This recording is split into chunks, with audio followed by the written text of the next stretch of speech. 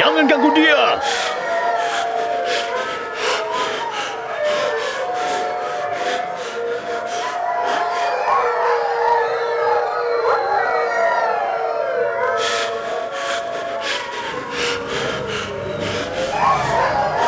Jangan ganggu dia! Dasar binatang buas! Jangan ganggu dia!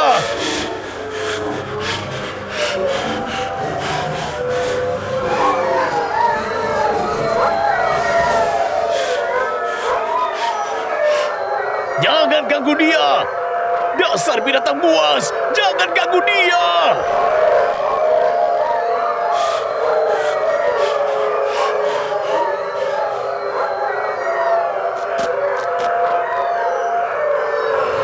Ku bilang jangan ganggu dia! Dasar binatang buas! Oh, awas! Awas! Awas! Ayah!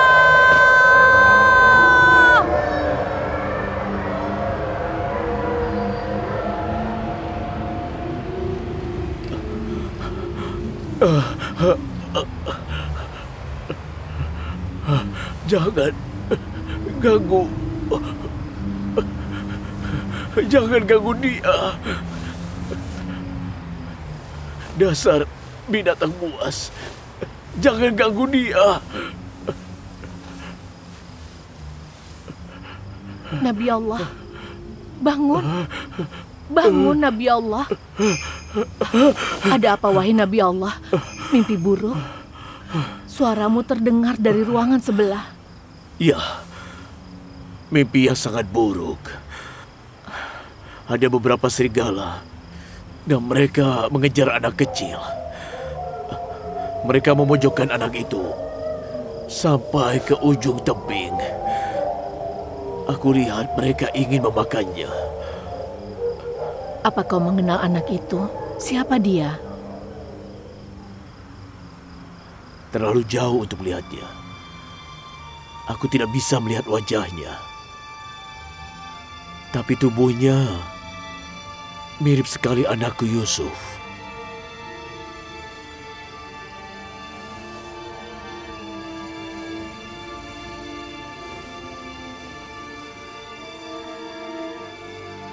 Nabi Allah pasti tahu tafsirnya, atau kalau tidak akan khawatir begini. Sepertinya malapetaka akan menimpa keluarga Yakub.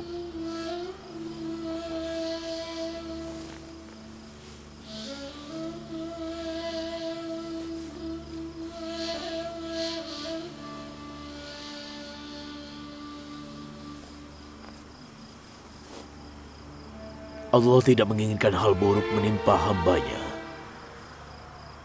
Tapi hambanya berkolusi dengan setan dan menipu satu sama lainnya.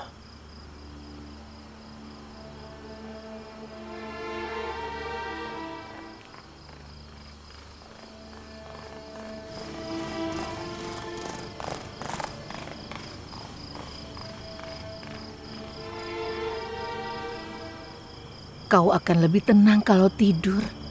Kau butuh istirahat.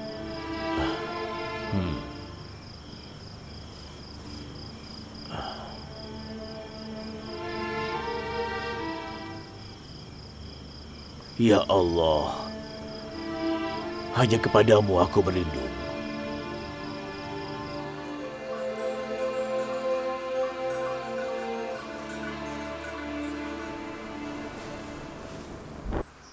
Aneh. Gad, Asher, apa kalian mendengar sesuatu tadi malam?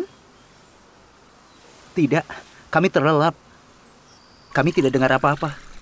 Aku sempat terjaga, tapi aku tidak mendengar apa-apa. Suara ayahmu membangunkanku semalam. Dia sedang bermimpi. Saat aku membangunkannya, dia bilang ada 10 serigala yang menyerang anak yang mirip Yusuf dan memojokkannya sampai jatuh dari jurang. Malam-malam, dia bangun, membelai dan mencium Yusuf. Dia tidak mengenali anak itu. Dia bilang dia tidak lihat. Tentu saja itu Yusuf. Kalau bukan Yusuf, dia tidak akan membelai Yusuf setelah dia bangun. Kalau anak itu Yusuf, Maka kami saudara-saudaranya adalah serigalanya. Kau pikir itu lucu kalau ayahmu melihat kalian sebagai serigala?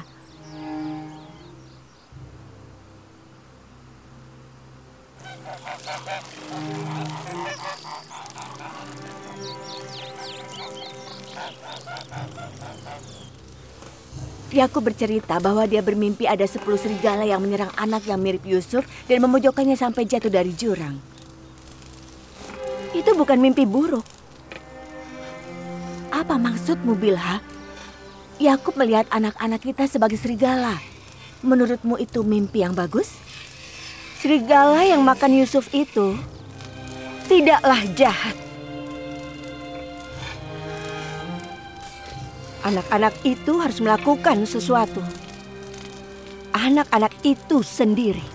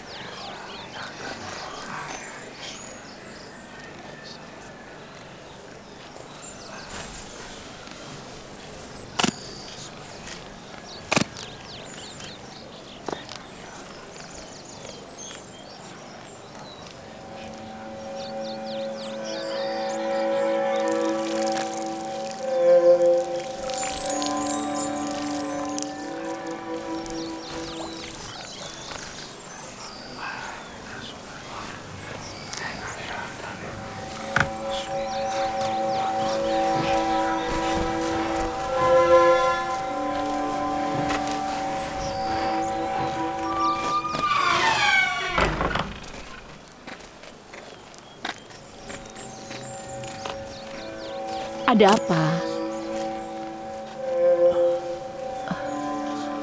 Sepertinya aku tahu.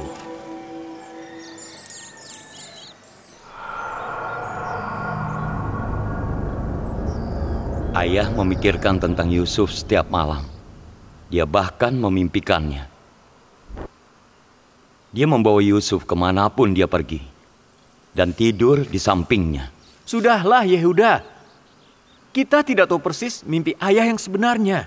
Lagi pula, Yusuf tidak memiliki ibu atau tempat tinggal beda dengan kita. Jadi ayah harus membawanya kemanapun dia pergi. Kita tahu persis apa mimpi ayah. Dia memimpikan kita sebagai serigala. Serigala yang memangsa Yusuf. Salam ayah, salam ayah.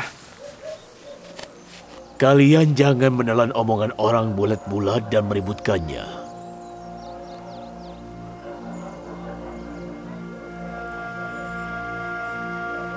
Ibuku bilang, ayah melihat kami sebagai serigala di mimpi ayah. Dan kami menyerang Yusuf. Lalu... Itu salah.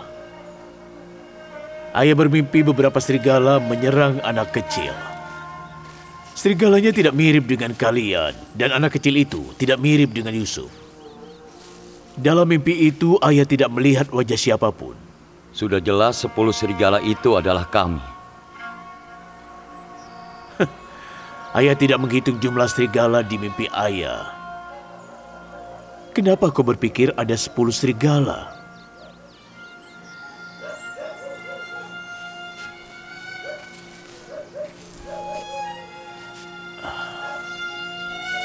Ayah menyayangi kalian semua.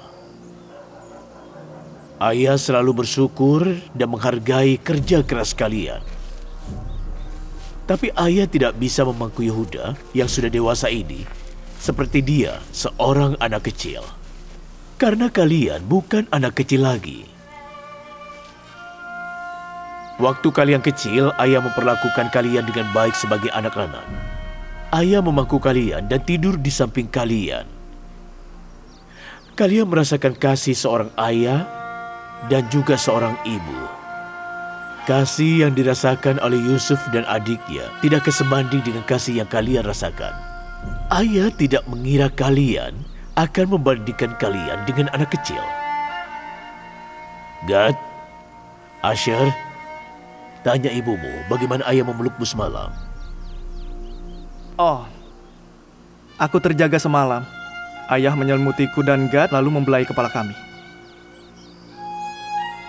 Ayah sudah pernah bilang, perkataanmu menunjukkan adanya iri. Itu pikiran jahat. Jangan biarkan setan dan niat jahat itu menyulut api kecemburuan dalam diri kalian. Ayah, kami ingin bermain dengan Yusuf. Kenapa tidak boleh? Ayah tidak melarang. Dia itu saudara kalian. Kata siapa kalian tidak boleh bermain dengannya? Ayah yakin dia juga senang bermain dengan kalian. Kami boleh main dengannya? Tunggu apa lagi? Sana.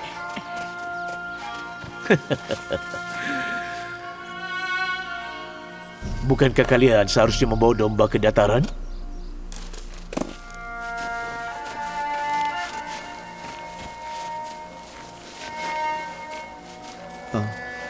Maafkan kami, Ayah.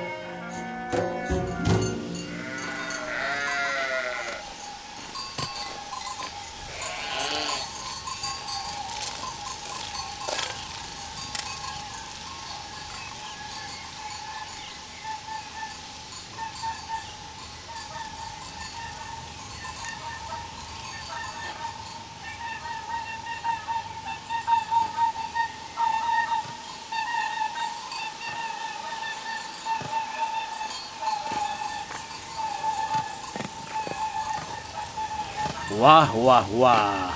Sekelompok pria muda yang tampan. Apa kabar? Kalian sedang apa? Kami sedang menghangatkan susu untuk makan siang. Bagus sekali. Tidakkah kalian senang kalau didatangi tamu kejutan? Siapa kau? Sedang apa kau di sini? Aku dari desa dekat sini. Aku bukan seorang pengembala, tapi kadang aku membawa domba ke padang rumput.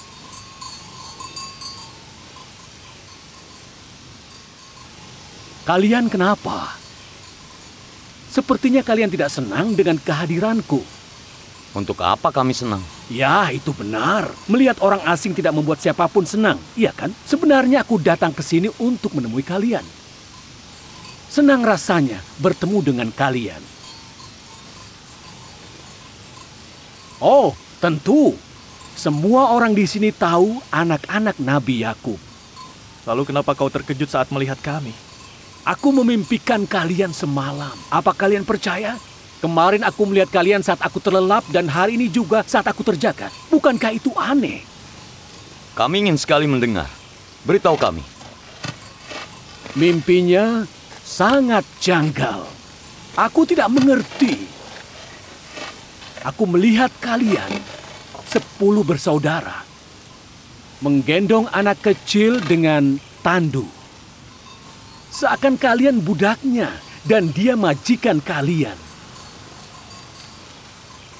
Kemudian aku melihat seorang anak di atas kereta perang dan kalian adalah 10 kuda yang menarik keretanya.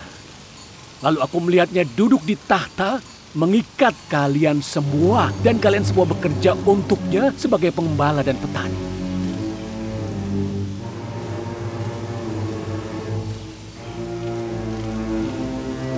Maaf kalau aku membuat kalian gusar karena mimpi itu. Itu tidak penting, jangan khawatir. Sebaiknya aku pergi.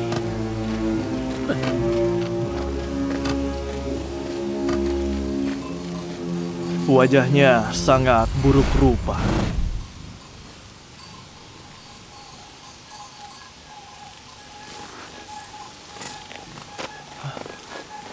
Kemana dia pergi?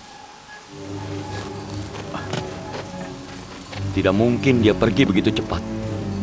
Dia menghilang. Aku tidak tahu. Mungkin saja dia menghilang. Aku tidak tahu siapa dia. Tapi perkataannya membuatku berpikir. Mimpinya mirip dengan mimpi Yusuf.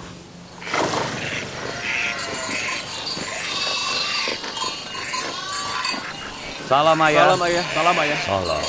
Salam. Salam ayah. Salam. Bagaimana Salam, kabarmu?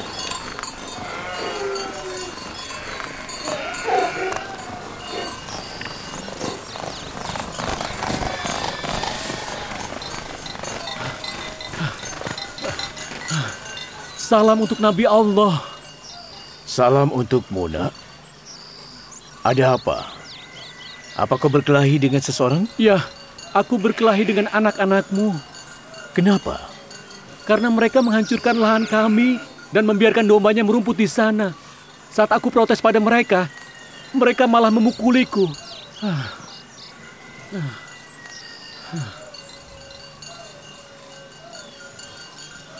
Yehuda, Simeon, Lewi, kemarilah.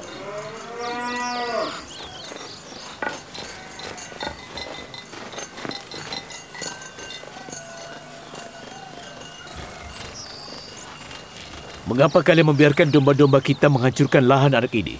Kami tidak bisa menghentikan domba-dombanya, ayah. Tidak separah itu. Kenapa kalian memukulinya?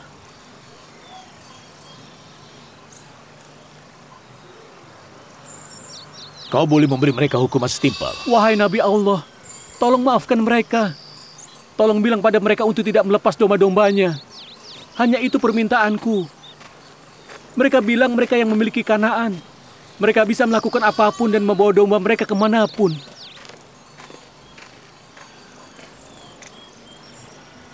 Siapa yang mengizinkan kalian untuk membawa domba-domba ke lahan orang lain? Siapa yang bilang bahwa kalian ini pemilik Kanaan? Dengarlah, aku minta maaf. Aku janji domba-dombaku tidak akan merusak lahanmu lagi. Aku akan memberikan kompensasi atas kerugianmu itu. Kami melakukan kesalahan. Kami minta maaf. Di Kanaan, semua orang memiliki propertinya sendiri. Pemilik asli Kanaan adalah bangsa Palestina, bukan kita. Lalu kita berasal dari mana, ayah? Kakek ayah, kakek buyut kalian, Nabi Ibrahim, yang makamnya berada di Makpela, berasal dari Ur di Sumeria dan Kaldea di selatan Mesopotamia. Tempatnya dekat dengan tempat kelahiran kalian di Haran. Sebelum itu, bangsa Palestina tinggal di sini. Nenek moyang pemuda ini tinggal di Kanaan berabad-abad sebelum kita. Namun setelah 100 tahun, kita semua bangsa Ibrani dan bangsa Kanaan berasal dari Kanaan. Kita semua harus rukun satu sama lain.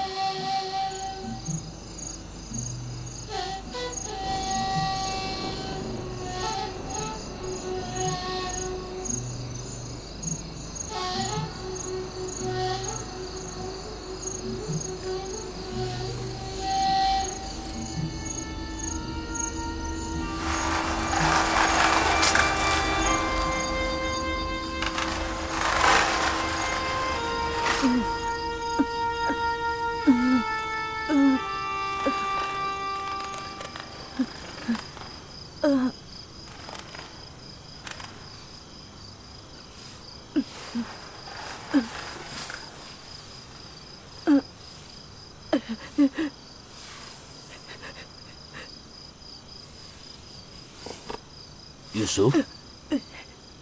Yusuf, nak? Bangunlah. Bangun. Salam, Ayah. Salam, putraku sayang. Apa kau bermimpi? Iya, mimpinya aneh. Mimpi yang kau bilang tidak boleh kuceritakan. Bahkan ayahmu sendiri?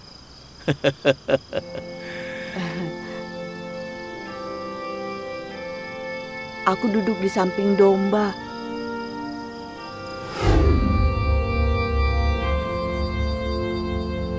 إذ قال يوسف لأبيه يا أبت إني رأيت 11 كوكبا الشمس والقمر رأيتهم لي ساجدين.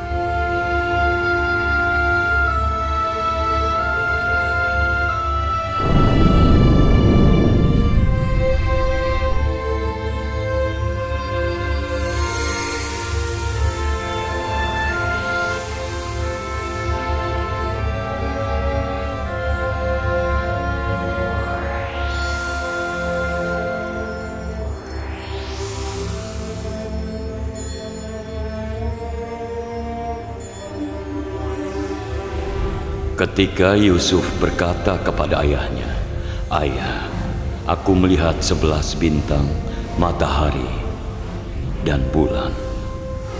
Aku melihat mereka bersujud padaku."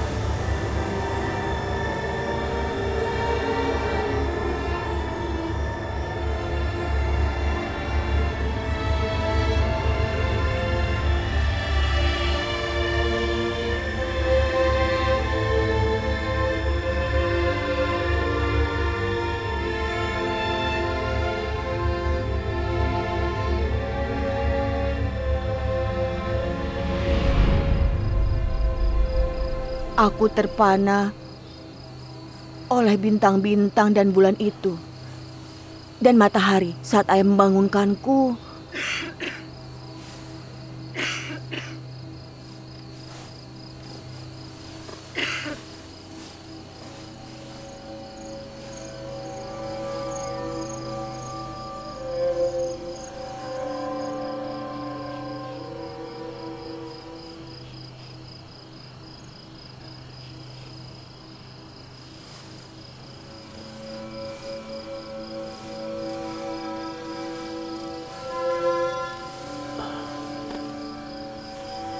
Tebakanmu itu benar.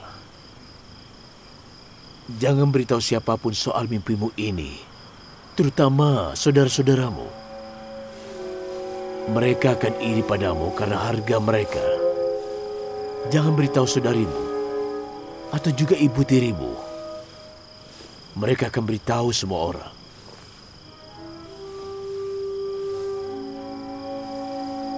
Matahari yang akan bersujud padamu kini telah berlutut di hadapanmu. Dan suatu hari nanti, bulan dan 11 bintang akan bersujud di hadapanmu. Suatu hari nanti, kau pasti memiliki kedudukan tinggi dan juga iman yang luar biasa.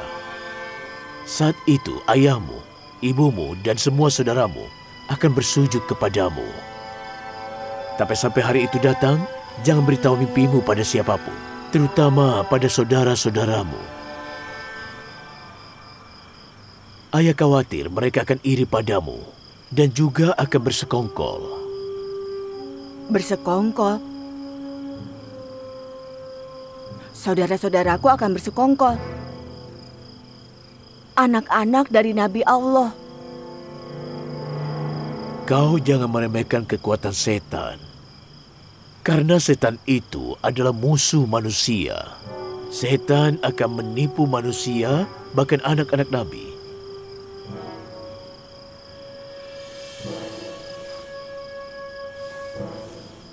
Allah telah memilihmu untuknya.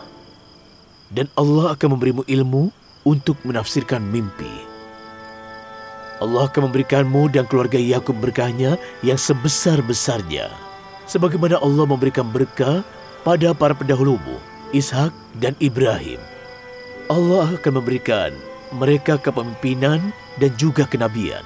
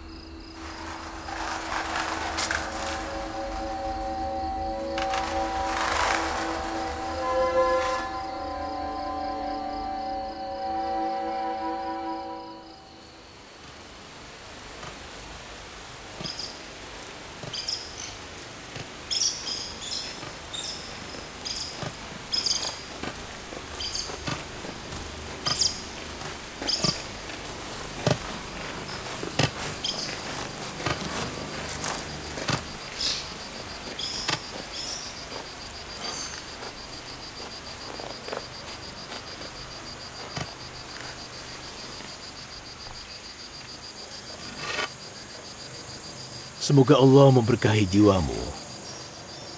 Aku telah membawa anak-anakmu. Kau lihat, mereka sehat dan juga bahagia. Ibu, Bibi juga sudah meninggalkan kami. Aku sekarang merasakan kehilanganmu lebih dalam lagi. Aku tahu tidak ada yang bisa mengisi kekosonganmu dalam Yusuf dan Binyamin. Tapi Lea dan aku berusaha agar mereka tidak terlalu merasakan kehilangan ibu mereka. Ayah, boleh aku beritahu ibu soal mimpiku? Aku punya kabar baik untukmu, Rahel. Kelak, anak kita akan menjadi seorang nabi. Aku tahu ini dari mimpinya semalam. Ibu, Bibi Lea dan Ayah sangat baik pada Yusuf dan aku. Jangan khawatir soal kami. Istirahatlah yang tenang, Rahel. Istirahatlah dalam damai. Aku tidak akan membiarkan kehilangan seorang ibu menyakiti anak kita.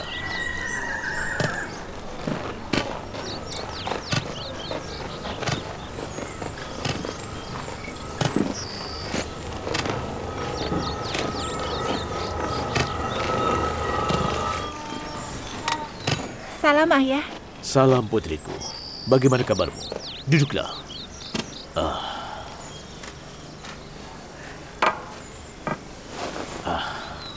Ayah akan membawakanmu gandum.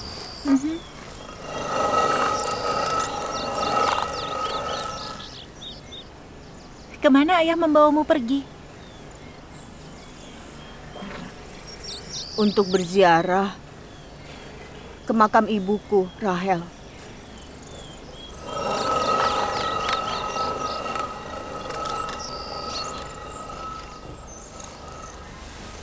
Kenapa kau ingin menemuiku? Karena Yakub menetapkan penerusnya semalam. Aku pikir kau ingin tahu. Oh, begitu. Tenang saja, bukan dari anak kita. Penerusnya adalah Yusuf, anak Rahel. Kalau begitu, jelaskan dengan lebih baik. Aku terbangun dan mendengar Yakub memberitahu Yusuf untuk tidak memberitahu soal mimpinya ke siapapun. Kau adalah utusan pilihan Allah, keturunan Ibrahim. Dan yang menariknya lagi, dia berkata, kau akan lebih unggul dan menjadi pemimpin saudara-saudaramu. Mereka akan bersujud padamu. Lalu dia berlutut pada Yusuf dan kemudian menciumnya.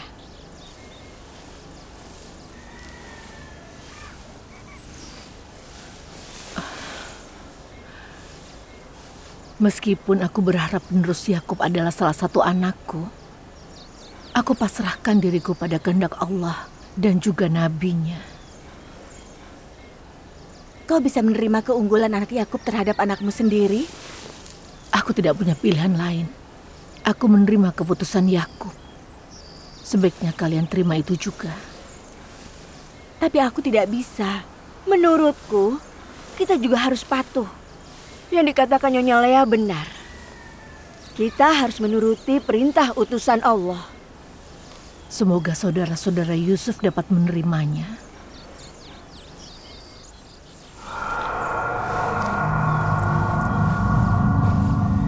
Kau naif sekali. Jangan beritahu Lea semua yang kau rasakan. Duduklah. Kita harus melakukan sesuatu. Kita harus bicara pada anak-anak kita.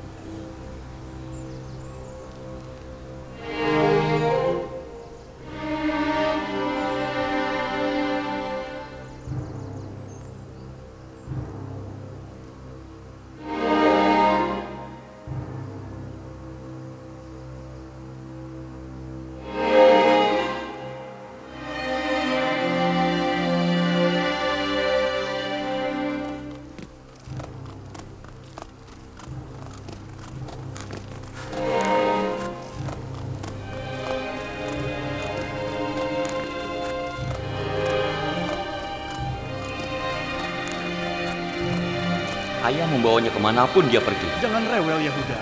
Yusuf tidur di sampingnya. Kita tidak tahu dia mimpi apa. Yusuf bermimpi menjadi pemimpin kalian. Yakinlah. Itu bukan apa-apa. Kita tanya Yusuf saja. Kalian pikir dia akan memberitahu kalau dia bermimpi? Iya. Yusuf bukan pembohong, iya kan? Dia akan beritahu kita kalau dia bermimpi. Ayo, kita pergi.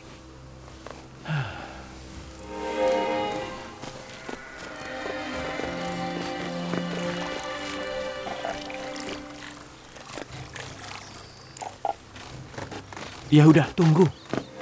Tunggu.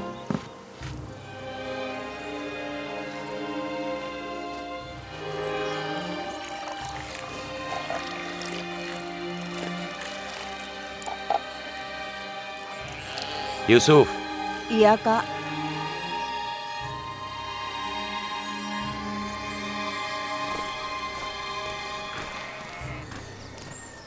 kau tahu bahwa kami sayang pada adik kami yang baik ini.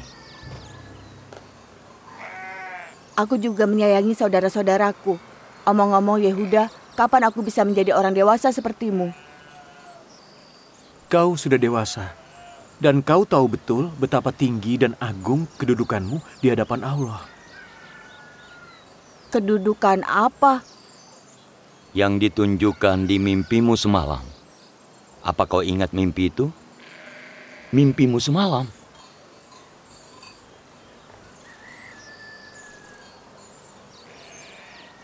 Kami sangat senang saat mendengarmu diperlihatkan kedudukanmu yang tinggi dan agung lewat mimpi.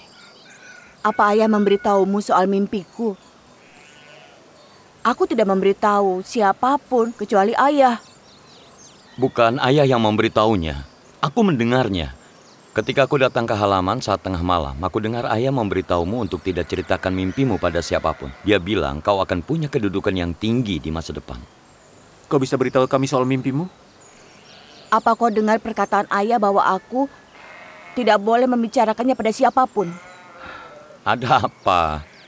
Saudara-saudaramu ingin berbagi kebahagiaan. Aku tahu kalian menyayangiku. Mungkin tidak masalah kalau ku beritahu. Tapi aku tidak bisa melanggar perintah ayah. Maafkan aku, Yehuda. Akan kubilang pada ayah bahwa kau mau menampar Yusuf. Jangan lakukan itu, Dina. Yehuda tidak ingin menamparnya. Dia hanya sedikit kesal dengan Yusuf.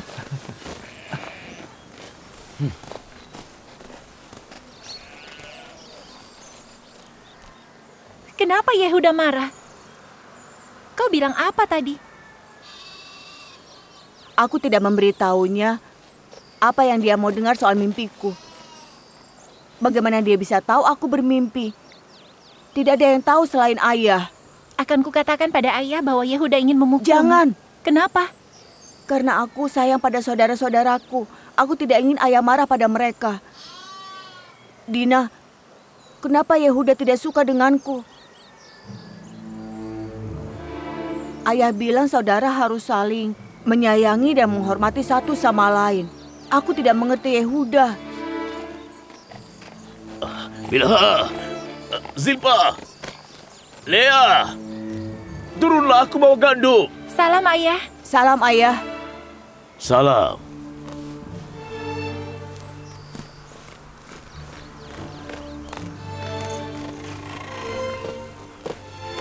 Salam. Bilha, siapkan penggilingan tangan.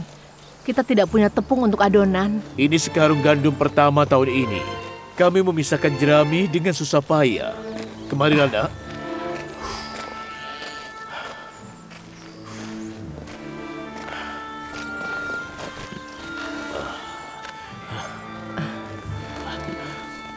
Ayah, semua saudaraku tahu kalau aku bermimpi semalam. Bagaimana mereka bisa tahu? Aku tidak tahu. Mereka menanyakan mimpi itu padaku. Dan saat aku tidak menjawab, mereka membentakku. Bilha.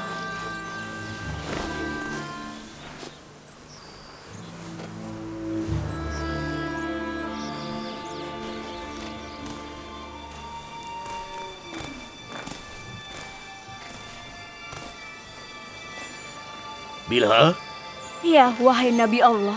Aku sudah beberapa kali melihatmu bertingkah dan bersekongkol. Tapi aku tetap diam karena aku berharap kau akan berhenti dan memperbaiki perilakumu. Tapi sepertinya kau memutuskan untuk terus melakukannya sampai kau menghasut saudara-saudara itu untuk berkelahi. Aku tidak tahu apa yang Nabi Allah bicarakan. Aku tidak bersalah. Aku di samping kamarmu semalam. Yusuf bermimpi semalam dan memberitahuku soal mimpi itu.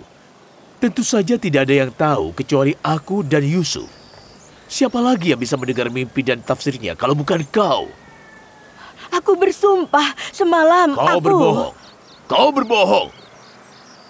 Aku mendengar suara di kamarmu tadi malam, tapi aku mengabaikannya karena aku melihatmu dan anak-anakmu tidur terlelap. Tapi aku benar kan? Sejauh ini kau sudah menipu Zilpah beberapa kali dan mengarang cerita kosong. Kau menghasut Yehuda dan saudara-saudaranya untuk membenci Yusuf. Kau membuat anak-anakmu benci pada Yusuf dan aku tetap diam. Jika kau mengulangi kesalahanmu sekali lagi, aku akan membawa anak-anakku dan mengirimmu kembali ke kotamu, Haran di Babilonia. Apa kau mengerti itu? Tidak, tidak, tidak, tidak, tidak. Aku berjanji kepada Nabi Allah bahwa aku tidak akan pernah membuatnya marah lagi dan akan selalu mematuhinya. Maafkan aku. Aku hanyalah budakmu. Aku tidak punya siapa-siapa selain dirimu. Kubur aku di sini. Jangan mengirimku ke Haran. Tidak, tidak.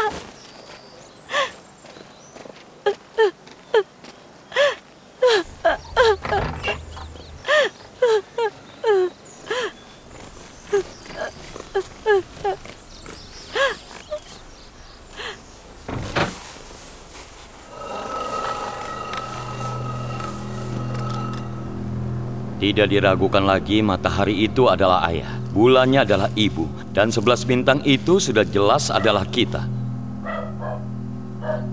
Ayah telah memanjakan anak piatu yang tidak berguna itu sampai-sampai dia bermimpi. Kita menyembahnya. Bukan hanya kita saja. Dia melihat orang tua kita bersujud padanya. Tidak ada yang meninggalkan tempat ini sampai masalah kita dan Yusuf selesai.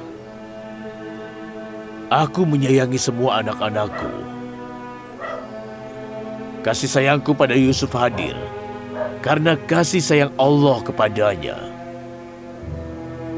Aku harap anak-anakku yang lain dapat mengerti kasih sayang ini. Perlakukan Yusuf dengan baik. Kalian jangan kasar. Apa dia benar-benar berpikir dia lebih unggul dibanding kita dan orang tuanya sendiri? Dan dia akan menjadi pemimpin kita? Yusuf berhalusinasi. Imajinasinya adalah hasil perhatian berlebihan dari ayah dan kebaikan berlebihan dari ibu. Aku tidak tahu kenapa ayah menyayangi Yusuf lebih dari kita. Kita yang menafkahi keluarga ini. Kita menanam dan yang memanen tanaman. Kita menggembala domba dan kita juga yang menyelamatkannya dari serigala. Kita yang memberi makan domba, kita yang membersihkan kandang domba, kita membersihkan kotorannya. Kebaikan dan perhatian orang tua kita, bahkan bibi-bibi kita jatuh pada Yusuf.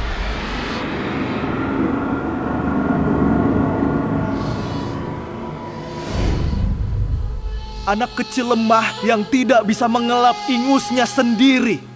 Seakan memonopoli perhatian ayah tidak cukup. Sekarang dia bermimpi kalau dia akan menjadi lebih unggul dari kita semua. Sepertinya ayah telah disesatkan. Dan ini semua adalah kesalahannya sendiri. Tapi aku tidak akan tinggal diam. Dan menerima kepemimpinan anak Rahel. Kami juga. Tapi apa solusi rasionalnya? Mungkin kau tidak berani mengatakannya. Tapi aku tidak. Yusuf harus dibunuh.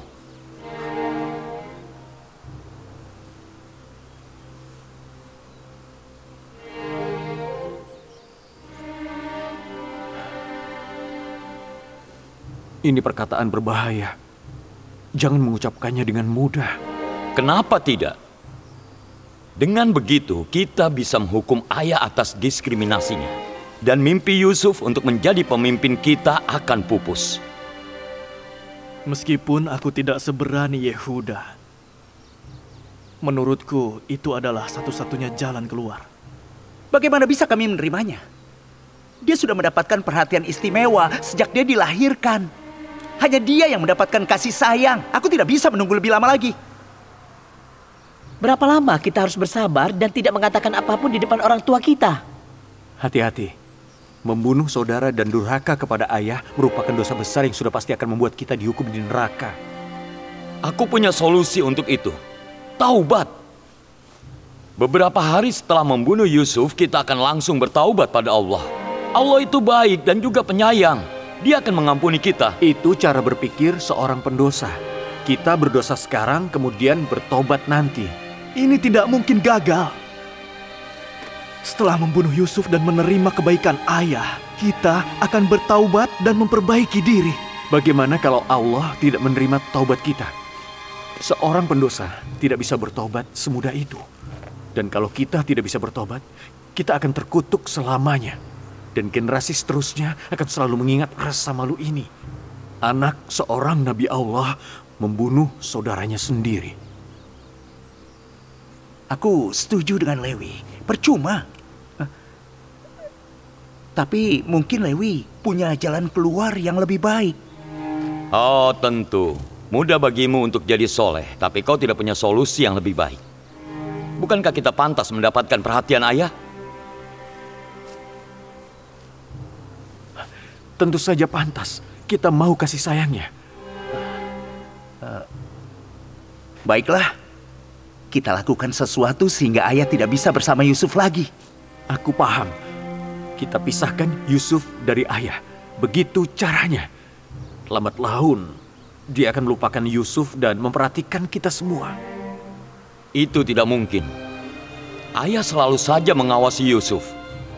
Setidaknya kita dapat berpikir dan menerima bahwa membunuh Yusuf bukanlah hal yang baik. Kita cari cara untuk memisahkan Yusuf dari ayah.